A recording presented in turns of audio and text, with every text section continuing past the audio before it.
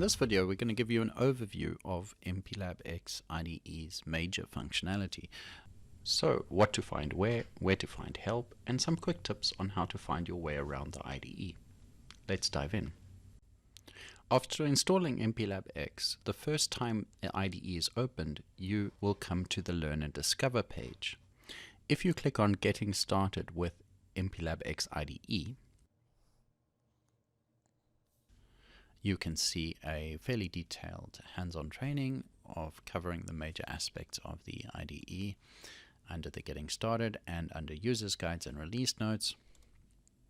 Here you can find user guides of the IDE itself, or you can find that here, or find out which debug features are supported for the specific device.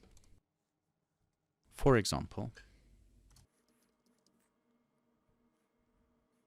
the PIC16F18446 is used in a series of advanced debugging and breakpoints with MPLAB X IDE, and here you can see the hardware feature support for this particular device.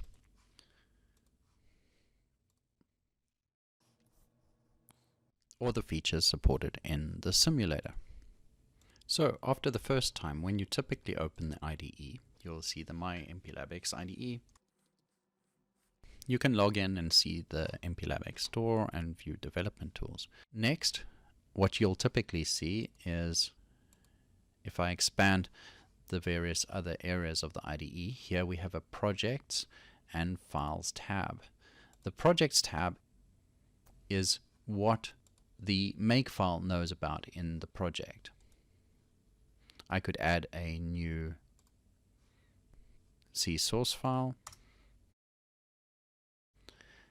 and here I can see that I cannot delete here, but I can remove it from the project, whereas it will still be on the Files tab because this is a view of the files as on my disk.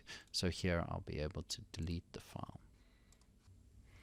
The project dashboard exposes many of the decisions you made as you created the project, such as the compiler and the part number, which all together represent a project configuration. You are able to add multiple configurations, which is covered in a more advanced video. And if I had to plug in a kit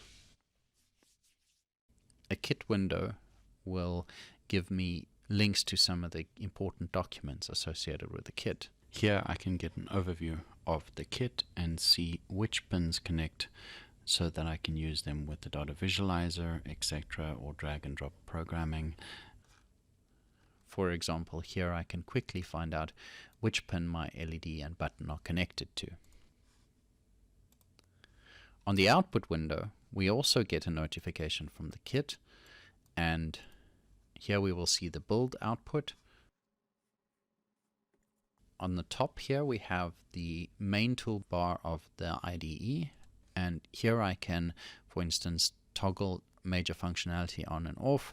Here I'm adding a performance indicator to see how much of the allocated RAM the IDE is using, and for instance I can customize this, and I like to have an erase button. And as you start typing, you'll be able to see certain buttons appearing, and I can drop it onto the toolbar. And when the Customize Toolbar window is open, I can drag buttons off to remove them. And once I have selected the particular kit, for instance, I could refresh debug tool status. Note that the main toolbar is context sensitive, so if I start a debug session, I now have debug commands. If I toggle in the glyph margin, I set a breakpoint, and here I have an error bar which gives an overview of any particular errors I have in a file. The quick search bar will search all menus and submenus, so I could open most windows from here. For instance, if I wanted to open the Breakpoints window, which we can see is under Window Debug. Whereas if I search in the How Do I, Here I search developer help and I can see a list of information about different types of breakpoints. Data breakpoints are one of my favorite. All the different types of breakpoints are covered in a series on MPLAB X Advanced Debugging.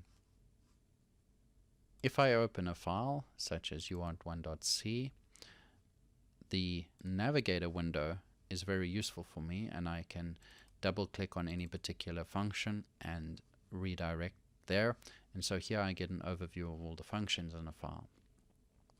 Note that the project in bold is a main project, so all the actions of the toolbar will act on that project.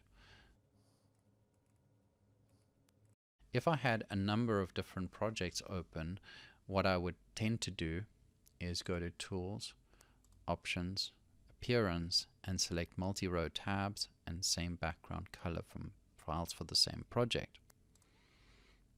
Here I would see grouping of files by which project they are part of. A quick tip for those of you who like to use keyboard shortcuts.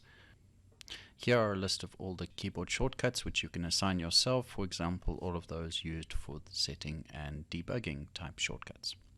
In the next video we'll cover the editor features of MPLAB X IDE.